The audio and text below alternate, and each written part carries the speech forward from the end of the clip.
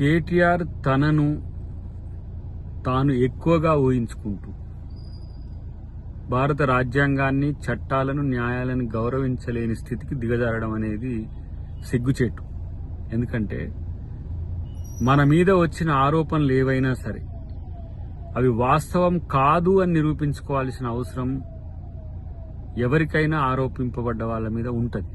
కానీ కేటీఆర్ కొంచెం చట్టానికి అతీతంగా నేను వ్యక్తిని అన్నట్టుగా, న్యాయానికి అతీతంగా వ్యక్తిని అన్నట్టుగా ప్రవర్తించడం, లేదంటే జులూం చేయడమో లేకపోతే దబాయింపు చేయడమో, ఇవన్నీ కూడా ఈసడింపుకు గురైతే అనే విషయాన్ని తెలుసుకుంటే మంచిది.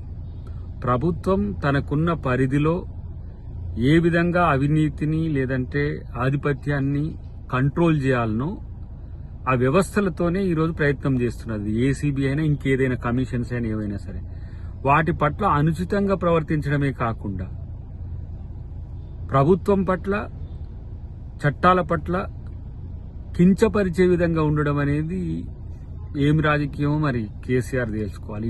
ఇలాంటి నాయకునితో నేను సస్టైన్ కావాలని బీఆర్ఎస్ అనుకున్నా, లేదంటే ఇట్లాంటి నాయకత్వంతో రేపు రాజకీయాలు చేయాలన్నా కూడా బీఆర్ఎస్ పార్టీకి నష్టం. అది ఆలోచించుకోవాల్సిన అవసరం ఉందనేది నా యొక్క హితవు.